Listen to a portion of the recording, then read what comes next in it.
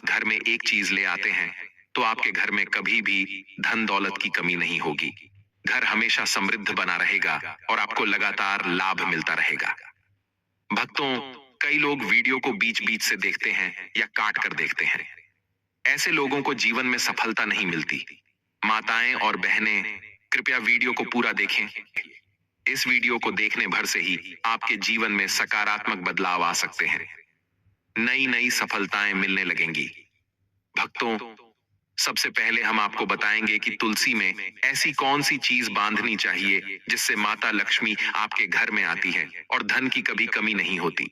इसके बाद हम बताएंगे कि वह कौन सी चीज है जिसे नए साल जैसे शुभ दिन पर जरूर खाना चाहिए। अगर आपने वह चीज खा ली तो वह मंत्रों से सिद्ध हो जाती है और उसका असर इतना अच्छा होता है कि आपको खुद यकीन नहीं होगा कि इतना बड़ा लाभ कैसे मिल गया। इसलिए माताएं और बहनें, अब हम आपको पूरी जानकारी देने जा रहे हैं। कभी भी आपको गलत जानकारी नहीं देता। हमारी बताई गई बातें पूरी तरह सच्ची होती हैं। इसका असर आप खुद अपने जीवन में देख सकते हैं। बस जो भी उपाय बताया जाए उसे नियम और सही तरीके से करना बहुत जरूरी है। चैनल को सब्सक्राइब जरूर करें। जय माता लक्ष्मी, जय भगवान विष्णु। आप भी रातों रात लखपति बन सकते हैं। तुलसी के पौधे में आज ही वह एक चीज बांध दीजिए। वास्तुशास्त्र में तुलसी का विशेष महत्व बताया गया है। कहते हैं कि घर में रखा तुलसी का पौधा भी इंसान की किस्मत बदल सकता है। तुलसी माँ को प्रसन्न रखने से घर में धन और सुख समृद्धि बनी रहती है। हिंदू धर्म में तुलसी का बहुत बड़ा महत्व है। मान्यता है कि तुलसी के पौधे में माता लक्ष्मी का वास होता है और रोजाना तुलसी की पूजा करने से माता लक्ष्मी की कृपा प्राप्त होती है। वास्तुशास्त्र में तुलसी से जुड़ी कुछ बातें बताई गई हैं जो बहुत उपयोगी मानी गई हैं। इन बातों को अपनाने से जीवन में कभी धन की कमी नहीं होती। शास्त्रों के अनुसार तुलसी भगवान विष्णु को बहुत प्रिय है। तुलसी के बिना भगवान विष्णु का भोग अधूरा माना जाता है। वरुथिनी एकादशी के दिन भगवान विष्णु को तुलसी का भोग जरूर लगाना चाहिए। अगर आपने भगवान विष्णु को प्रसन्न कर लिया तो माता लक्ष्मी भी आपसे प्रसन्न हो जाएंगी, क्योंकि वे भगवान विष्णु की अर्धांगिनी हैं। तुलसी का उपयोग करके माता लक्ष्मी का आशीर्वाद मिल सकता है, क्योंकि तुलसी भी लक्ष्मी जी का ही स्वरूप मानी जाती है। ज्योतिष शास्त्र के अनुसार तुलसी भगवान विष्णु को अत्यंत प्रिय है और रोज सुबह शाम उसकी पूजा करने से न केवल लक्ष्मी माता की कृपा मिलती है, बल्कि भगवान विष्णु का आशीर्वाद भी प्राप्त होता है। वास्तुशास्त्र कहता है कि तुलसी से जुड़े इन उपायों को करने से अच्छे फल जरूर मिलते हैं। माता बहनों, आप सभी को हम बता दें कि नए साल पर यानी वरुथिनी एकादशी के दिन वास्तुशास्त्र में तुलसी से जुड़े कई उपाय बताए गए हैं। इनमें से एक उपाय आपकी किस्मत बदल सकता है। इसके लिए एक छोटा सा कलावा लेकर तुलसी के पौधे में बांध दें। ऐसा करने से मां लक्ष्मी की कृपा बनी रहती है और आपकी सभी इच्छाएं पूरी होती हैं। हिंदू धर्म में कलावे को रक्षा सूत्र माना गया है, इसलिए तुलसी के पौधे पर इसे बांधने से मां लक्ष्मी का आशीर्वाद मिलता है। भक्तों, वरुथिनी एकादशी पर तुलसी के पौधे में दूध अर्पित करें। गुरुवार का दिन भगवान विष्णु का माना गया है। इस दिन तुलसी में थोड़ा सा कच्चा दूध चढ़ाने से पौधा भी हरा भरा रहेगा और मां लक्ष्मी की कृपा भी बनी रहेगी। इससे कुंडली में बृहस्पति ग्रह भी मजबूत होता है। वास्तु शास्त्र में रोज तुलसी की पूजा करने की सलाह दी गई है। घर की महिलाएं रोज सुबह स्नान करके तुलसी को जल चढ़ाएं। इससे घर में सुख शांति बनी रहती है। एक बात का ध्यान जरूर रखें कि एकादशी और सोमवार के दिन तुलसी को जल नहीं चढ़ाना चाहिए। ऐसा माना जाता है कि इन दिनों तुलसी मां व्रत रखती हैं और जल चढ़ाने से उनका व्रत टूटता है। जब भी तुलसी को जल दें तो ध्यान रखें कि वह जल पैरों पर न गिरे। इसे अपमान माना जाता है। भगवान कृष्ण ने कहा है कि रोज तुलसी के दर्शन से स्वर्ग की प्राप्ति होती है और तुलसी पत्र के सेवन से सारे पाप खत्म हो जाते हैं। तुलसी का पौधा हमेशा घर के सामने लगाना चाहिए और उसे पूर्व या उत्तर दिशा में लगाना शुभ माना जाता है। अगर तुलसी के गमले में कोई और पौधा उग आए तो उसे हटा देना चाहिए। अगर तुलसी के नए पौधे अपने आप उग आएं तो उन्हें किसी जरूरतमंद को दान में देना चाहिए। कहा जाता है कि जब घर में एक से ज्यादा तुलसी के पौधे अपने आप उगने लगते हैं तो समझिए माता लक्ष्मी का आगमन हो चुका है। दोस्तों, आपकी जानकारी के लिए बता दें कि वरुथिनी एकादशी का व्रत महिलाएं अपने परिवार पर आए संकटों से लड़ने और उन पर विजय पाने के लिए रखती हैं। 2025 में वरुथिनी एकादशी के दिन भद्रा का साया रहेगा, क्योंकि 24 अप्रैल को यह दिन साल का सबसे बड़ा हिंदू पर्व माना गया है। सभी एकादशियों में यह वरुथिनी एकादशी सबसे प्रभावशाली मानी जाती है। इसका असर कुछ दिन पहले से ही दिखने लगता है। तो ऐसे में इस साए से बचने के लिए क्या उपाय करें, पूजा कैसे करें, व्रत किस समय से रखना है और पारण कब करना है, ये सारी बातें हम आपको बताने वाले हैं। दोस्तों, आपको तो पता ही है कि एकादशी का व्रत निर्जल रखा जाता है, जिसे महिलाएं करती हैं। लेकिन कुछ चीजें ऐसी होती हैं जो व्रत में खाई जा सकती हैं। आपको क्या करना है, पूजा के बाद तुलसी पत्र लेकर भगवान विष्णु को अर्पित करना है। फिर वरुथिनी एकादशी की रात उन पत्तों को उठाकर खा लेना है।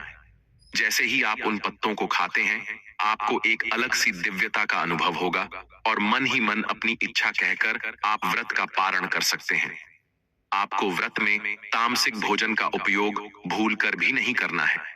हिंदू धर्म में तामसिक भोजन करने वाले व्यक्ति को पापी माना गया है। जो लोग तामसिक भोजन करते हैं, उन्हें मांस खाने वालों के समान बताया गया है। इसलिए आपको तामसिक भोजन से बचना चाहिए। आप फल आदि का सेवन कर सकते हैं। वरुथिनी एकादशी 2025 में व्रत रखने वाले भक्तों को सात्विक और शुद्ध आहार ही लेना चाहिए। इस दिन कुछ खास खाद्य पदार्थ व्रत के लिए शुभ माने जाते हैं, जबकि कुछ चीजों से पूरी तरह बचना चाहिए। व्रत में क्या खाना चाहिए? फल जैसे केले, सेब, अंगूर, पपीता, अनार और नारियल पानी का सेवन कर सकते हैं। इसके अलावा साबूदाना, साबूदाने की खिचड़ी, खीर, मखाना, भुना हुआ मखाना, मखाने की खीर या सब्जी, सिंघाड़े का आटा, कुत्तू का आटा, पराठा, पूरी, हलवा, दूध और दूध से बनी चीजें, दही, छाछ, पनीर, शकरकंद और आलू, उबले या सेंके हुए, गुड़ और शहद का उपयोग कर सकते हैं। मिठास के लिए केवल सेंधा नमक का ही प्रयोग करें। व्रत में क्या नहीं खाना चाहिए? कुछ चीजों से बिल्कुल बचना चाहिए, जैसे अनाज, गेहूं, चावल, जौ, दालें और साधारण नमक। प्याज और लहसुन तामसिक माने जाते हैं, इसीलिए इन्हें भी नहीं खाना चाहिए। मसाले जैसे हल्दी, गरम मसाला, राई आदि भी वर्जित हैं। मांसाहार और शराब का सेवन बिल्कुल नहीं करना चाहिए। तला भुना, ज्यादा तेल मसाले वाला खाना नहीं लेना चाहिए। चाय और कॉफी से भी बचें। इनके स्थान पर दूध या जड़ी बूटी वाली चाय पी सकते हैं। वरुथिनी एकादशी का हिंदू धर्म में बहुत अधिक महत्व है। इस व्रत को रखने से महिला और पुरुष दोनों को ही लाभ मिलता है। वरुथिनी एकादशी का व्रत करने से पुराने पाप नष्ट होते हैं, मानसिक शांति मिलती है और भगवान विष्णु की कृपा प्राप्त होती है। इस दिन जप, ध्यान और दान करना भी बहुत शुभ माना जाता है। वरुथिनी एकादशी 2025 में पूजा का शुभ मुहूर्त इस प्रकार है। वरुथिनी एकादशी हिंदू पंचांग के अनुसार एक महत्वपूर्ण व्रत है, जो वैशाख मास के कृष्ण पक्ष की एकादशी तिथि को मनाया जाता है। इस दिन भगवान विष्णु की विशेष पूजा की जाती है और उपवास रखा जाता है।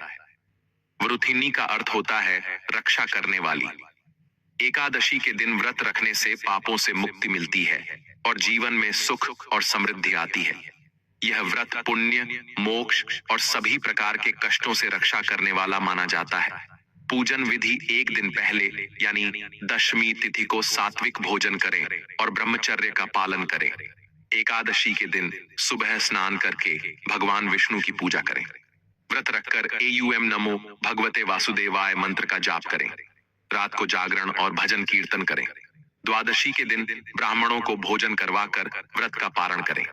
व्रत खोलने का समय 24 अप्रैल को दोपहर 2:30 बजे से शाम 5 बजे के बीच रहेगा। आप इसी समय के अंदर व्रत खोल सकते हैं। एकादशी 2025 में 23 अप्रैल को सुबह 6:13 पर शुरू होगी और इसका समापन 24 अप्रैल को शाम 4:02 पर होगा। इन समयों के बीच में आप व्रत से जुड़ी सभी पूजा पाठ कर सकते हैं। भगवान विष्णु की पूजा और व्रत पालन से विशेष फल मिलता है। दोस्तों, जो नियम बताए गए हैं उनका ध्यान रखना बहुत जरूरी है। यह जानकारी शास्त्रों पर आधारित है। गर्मियों में गाय को पानी पिलाएं और सर्दियों में गुड़ खिलाएं। खासकर वरुथिनी एकादशी के दिन गाय को गुड़ जरूर देना चाहिए। गर्मियों में गाय को हरा चारा या गुड़ खिलाना शुभ माना गया है। गायों से जुड़े कुछ संकेत भी शुभ और अशुभ माने जाते हैं। अगर दौड़ते समय गाय ठोकर मार दे और दूध बिखर जाए तो वह अपशगुन होता है। लेकिन अगर यात्रा पर निकलते समय गाय अपने बछड़े को दूध पिलाती दिखे तो वह यात्रा सफल मानी जाती है। यात्रा पर जाते समय गाय की आवाज सुनना और रात में उसकी रंभाहट भी शुभ मानी जाती है। गाय के साथ गलत व्यवहार नहीं करना चाहिए। आजकल गाय को राष्ट्रीय पशु बनाने और उन्हें अधिकार देने की बातें चल रही हैं। लेकिन जब गाय दूध देना बंद कर देती है तो लोग उन्हें सड़कों पर छोड़ देते हैं। कोई उन पर डंडा मारता है तो कोई पानी डालता है, जिससे वे बीमार होकर मर जाती हैं। शास्त्रों में गाय को माता का दर्जा दिया गया है। जो व्यक्ति गाय को मारता है वह माता को मारने जैसा पाप करता है और उसे नरक में कष्ट भोगना पड़ता है। गौतम मुनि ने एक बार गलती से गाय को डंडा मार दिया था, जिससे उसकी मृत्यु हो गई थी। मुक्ति के लिए उन्हें वर्षों तक तप करना पड़ा था। इसलिए वरुथिनी एकादशी के दिन गाय की सेवा करना बहुत पुण्य का काम माना गया है।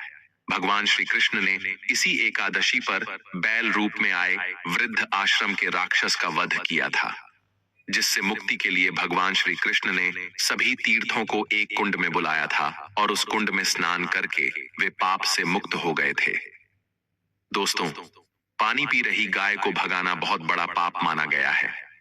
ऐसे लोग जो गाय को परेशान करते हैं वे पाप के भागी होते हैं। लेकिन जो लोग गाय की सेवा करते हैं उन्हें स्वर्ग की प्राप्ति होती है और अगला जन्म उन्हें सुख संपन्न परिवार में मिलता है। आराम कर रही गाय को कभी परेशान नहीं करना चाहिए। ऐसा करने से पूर्व जन्म के जाने अनजाने पाप मिटते हैं और व्यक्ति को गोलोक में स्थान मिलता है। गाय को डंडा मारकर या उस पर पानी डालकर उठाना बहुत बड़ा पाप माना गया है। ऐसा करने वाला इंसान अगले जन्म में दुख भोगता है। शास्त्रों में कहा गया है कि जो लोग गाय की सेवा करते हैं उन्हें जीवन में सभी सुख सुविधाएं मिलती हैं। गाय के बछड़े से बचा हुआ दूध ही मनुष्य को लेना चाहिए, लेकिन कुछ लोग बछड़े के लिए छोड़ा गया दूध भी निकाल लेते हैं, जो कि पाप माना गया है। ऐसा दूध पीना या निकालना अनुचित है।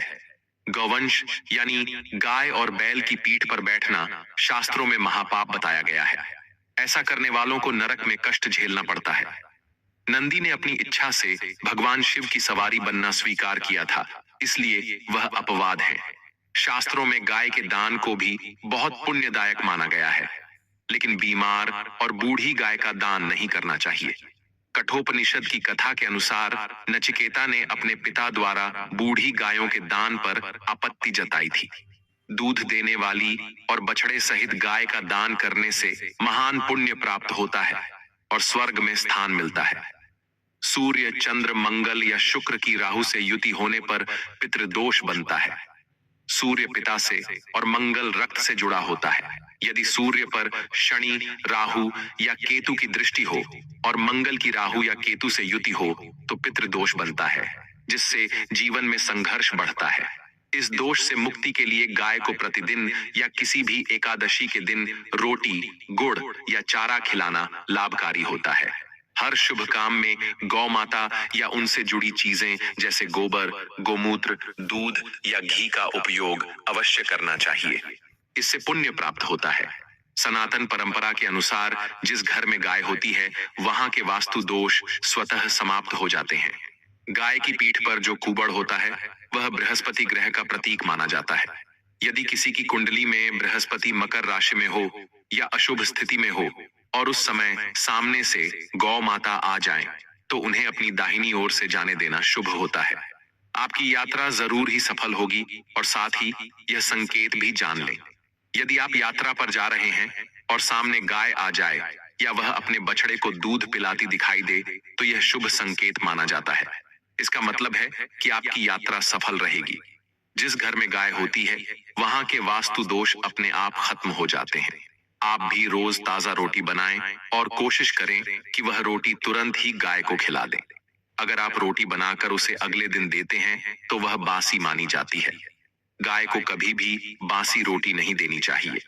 ऐसा करने से घर में नकारात्मक ऊर्जा का वास होता है और आपके कामों में रुकावट आती है। इससे घर में दरिद्रता बनी रहती है और आपको सफलता नहीं मिलती। इसलिए रोजाना ताजा रोटी बनाकर ही गाय को खिलाएं। सड़ी गली चीजें भी कभी गाय को नहीं देनी चाहिए। अगर कोई फल या सब्जी खराब हो गई हो तो उसे फेंक दें, लेकिन गाय को न दें। ऐसा करने से आपकी किस्मत प्रभावित हो सकती है। आप आटे की 11 लोई बनाएं, उन पर हल्दी लगाएं और फिर उन्हें गाय को खिलाएं। हर लोई को गाय के चरणों में अर्पित करें और उनके चरण स्पर्श करें। ऐसा करने से आपके सभी काम बनते हैं और जीवन में खुशियां आती हैं। जो कठिन समय चल रहा हो वह भी समाप्त हो सकता है। आप चाहें तो एक बार 7 बार गाय की परिक्रमा भी कर सकते हैं। जब भी गाय को रोटी दें तो उस पर हल्दी, मिश्री या थोड़ा सा घी जरूर लगाएं। सूखी रोटी बिल्कुल न खिलाएं। खाली रोटी नहीं देनी चाहिए, उस पर कुछ न कुछ लगाकर ही दें। ऐसा करने से शुभ फल मिलते हैं। दोस्तों, ये कुछ बातें हैं जिन्हें आपको ध्यान में जरूर रखना चाहिए। अगर वीडियो अच्छी लगी हो तो उसे लाइक करें और अपने दोस्तों में ज्यादा से ज्यादा शेयर करें हैं। और आपको इतनी ज्ञानवर्धक जानकारी मिल रही है तो आपका भी कर्तव्य बनता है कि कमेंट बॉक्स में लिखें, जय श्री विष्णु, जय श्री कृष्ण, जय गौ माता। जानकारी अच्छी लगी हो तो वीडियो को लाइक करें और चैनल को सब्सक्राइब करना न भूलें, ताकि आपको आगे भी ऐसी और ज्ञानवर्धक वीडियो का नोटिफिकेशन मिलता रहे। वीडियो के अंत तक बने रहने के लिए आप सभी का धन्यवाद। मिलते हैं अगले वीडियो में। तब तक के लिए नमस्कार।